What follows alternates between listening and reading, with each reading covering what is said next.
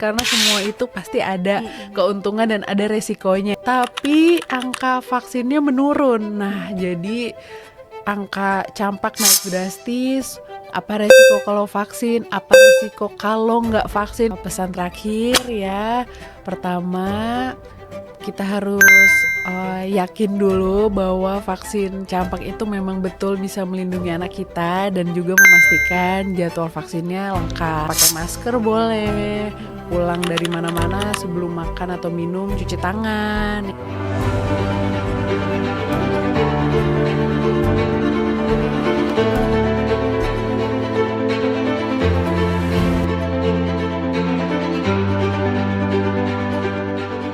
Interpod.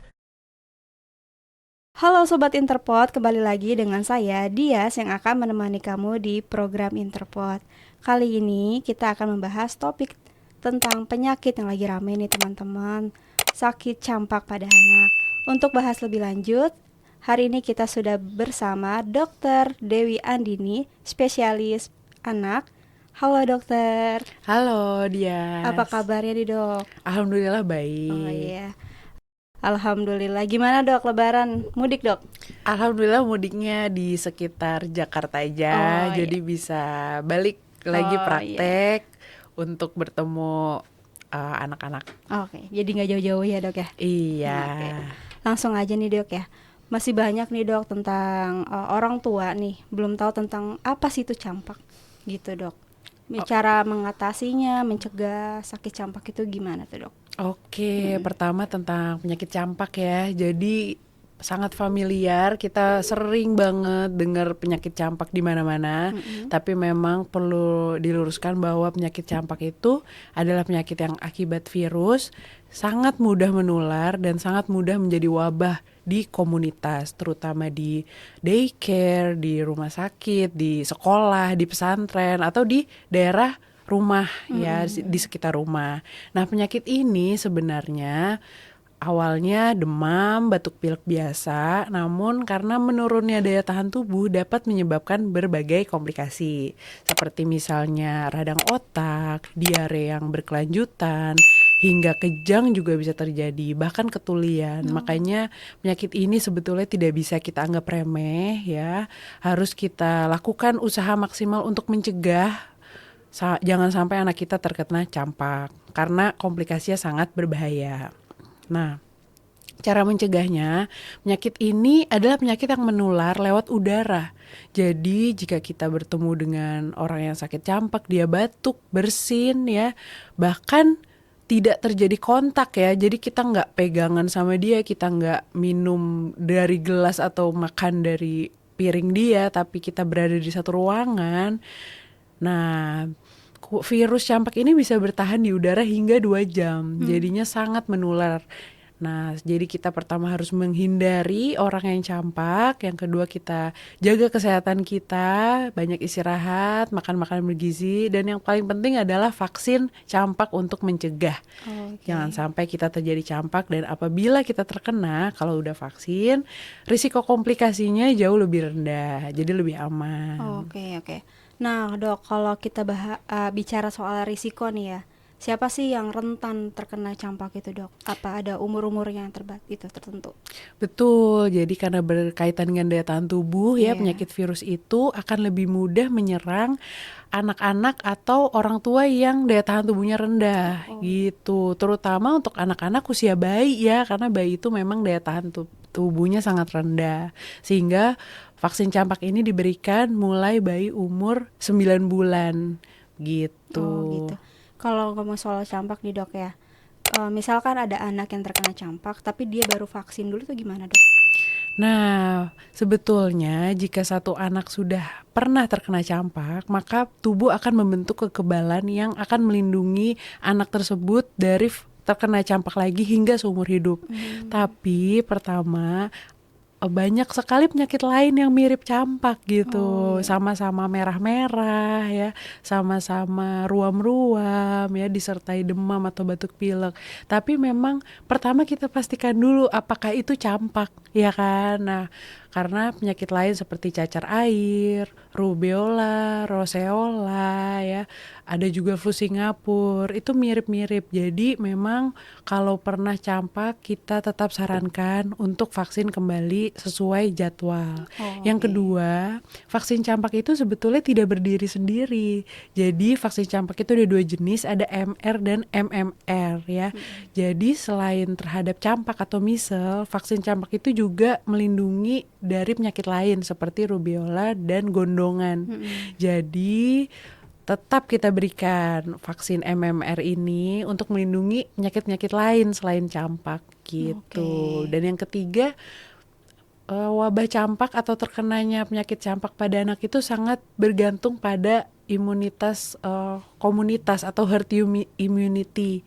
Nah, di mana suatu populasi akan terlindung dari campak atau dari wabah campak bila lebih dari 90% populasinya divaksin. Jadi sangat penting untuk memastikan seluruh anak-anak yang ada di komunitas itu vaksinnya sudah lengkap supaya semua anggotanya terlindung. Oh gitu, jadi sangat ini banget ya, penting ya dok ya itu. Sebenarnya vaksin itu sangat penting untuk anak ya dok ya.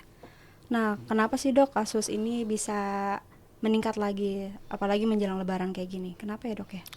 Betul, jadi memang vaksin campak ini sebenarnya sudah lama ya melindungi orang-orang di seluruh dunia terhadap penyakit campak dari tahun 1900-an. Tapi terjadi peningkatan kasus yang sangat signifikan bukan hanya di Indonesia juga tapi ternyata di seluruh dunia. Dan ini diamati terjadi sejak wabah COVID, di mana waktu itu lockdown sehingga banyak anak yang tidak divaksin pertama, yang kedua juga banyak fasilitas kesehatan yang tutup ya, jadi orang tua kesulitan untuk memvaksin anaknya.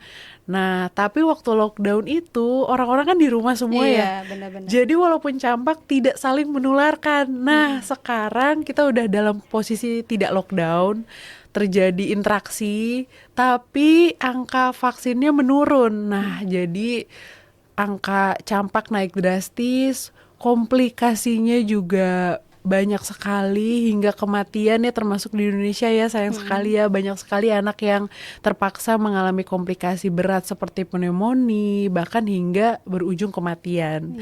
Sehingga memang ini mengingatkan kita kembali untuk yuk kita buka lagi buku vaksin anak-anak kita pastikan vaksinnya lengkap, dan kalau ketinggalan jangan khawatir, vaksin ini bisa disusul ya. Gitu.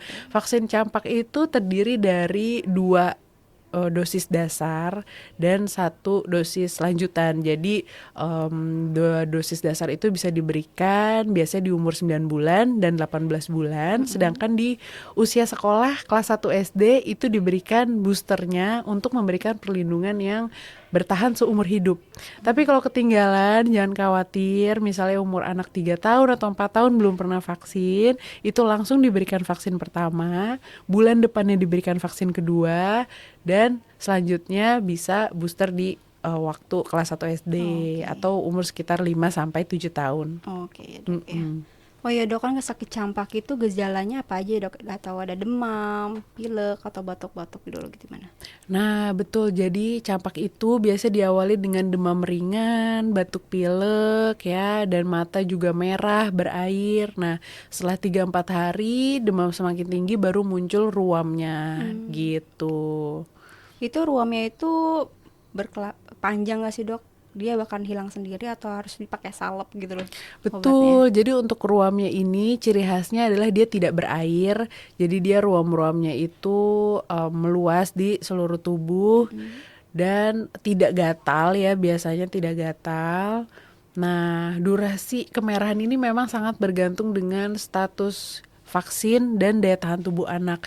Jadi semakin daya tahan tubuhnya kuat, udah pernah vaksin, itu biasanya ruamnya jauh lebih cepat hilang. Tapi kalau anak ini belum pernah vaksin atau daya tahan tubuhnya lemah, gizinya kurang, ruamnya memang bisa bertahan lebih lama dan kondisi anak juga jauh lebih berat, demamnya bisa lebih dari seminggu gitu. Nah makanya ini penting juga ya untuk vaksin. Kalau udah vaksin biasanya ruamnya jauh lebih cepat hilang, demamnya jauh lebih cepat turun, dan anak bisa lebih langsung beraktivitas tanpa ada komplikasi yang berat Oh, jadi gitu. benar-benar bermanfaat banget ya dok ya untuk vaksin ya.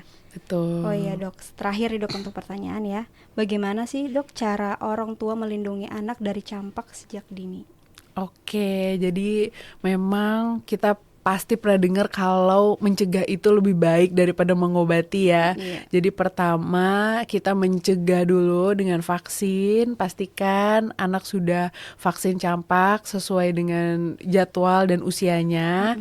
Yang kedua, kita jaga anak kita dari anak-anak lain yang sakit ya. Memang biasanya kalau misalnya ada di daycare atau di sekolah atau di lingkungan ada yang sakit campak itu harus isolasi, jadi nggak boleh bermain atau berinteraksi dengan orang lain di rumah dulu.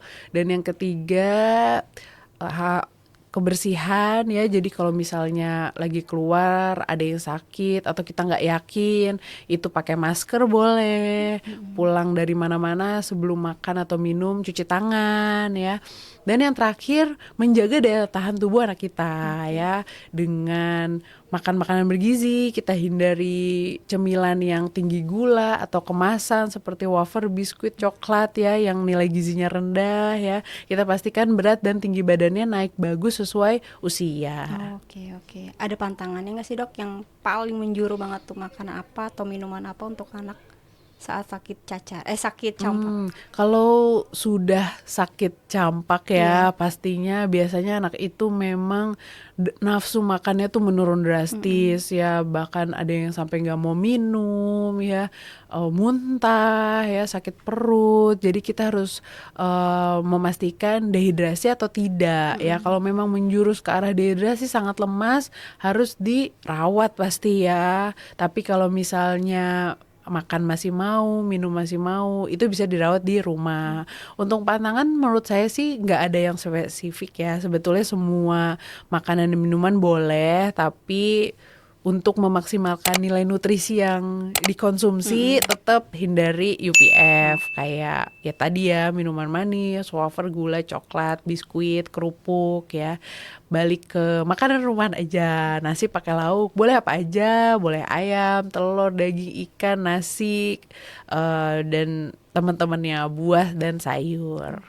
Oh iya dok, saya pernah dengar nih kalau sakit campak itu nggak boleh kena air ataupun udara luar nih. Itu benar nggak sih dok? Nah, kalau kena udara luar itu menurut saya memang terkait isolasi yang tadi ya. Iya. Jadi memang sangat menular, nggak sentuhan, nggak ngobrol pun kalau ada di satu ruangan yang sama bisa menularkan. Jadi nggak boleh keluar tuh, lebih supaya menjaga isolasi di rumah aja, di kamar aja, supaya tidak menularkan. Yang kedua, memang demamnya tinggi, jadi memang anak itu tidak boleh mandi kalau masih demam. Jadi kita siapkan obat demam ya, kita siapkan kompres hangat ya. Misalnya suhu anak bagus, nggak demam, itu sebetulnya boleh mandi gitu. Tapi kalau misalnya masih demam, kita fokus di penurunan suhu tubuh dengan obat demam di rumah seperti paracetamol ya, atau dilap-lap aja ya sambil nunggu demamnya reda, baru boleh mandi. Oke, mantap banget ya dok ya penjelasannya ya. Pertanyaan tambahan nih dok ya. Sebagai penutup, apa pesan dokter untuk para orang tua agar lebih waspada dan bisa melindungi anak dari campak? Oke, untuk pesan terakhir ya, pertama kita harus yakin dulu bahwa vaksin campak itu memang betul bisa melindungi anak kita, dan juga memastikan jadwal vaksinnya lengkap. Bila ada keraguan, langsung aja konsultasi dengan dokter kepercayaan Sobat Interpot semua. Jadi langsung konsultasi dengan dokter atau dokter anak, sehingga lebih yakin dan lebih nggak panik nih. Lebih tahu apa sih resikonya, apa resiko kalau vaksin, apa resiko kalau nggak vaksin. Karena semua itu pasti ada keuntungan dan ada resikonya ya. Tapi yakin untuk vaksin campak itu resiko vaksinnya ringan, cuman demam ringan, mungkin sedikit nyeri di daerah suntikan ya. Tapi kalau kita nggak vaksin pasti komplikasi yang kita hadapi itu bisa lebih berat. Jadi kita harus diskusi dan memastikan vaksin anak kita lengkap. Itu yang pertama. Yang kedua, hindari anak yang sedang sakit dan juga jaga nutrisi yang diperoleh anak kita sehingga daya tahan tubuhnya kuat. Oke, terima kasih banyak ya dok atas penjelasan yang sangat bermanfaat ini. Sama-sama Dias. Sobat Inter, jangan lupa ya selalu ikutin sosial media Klinik Utama Intermedika. Sampai ketemu di podcast selanjutnya.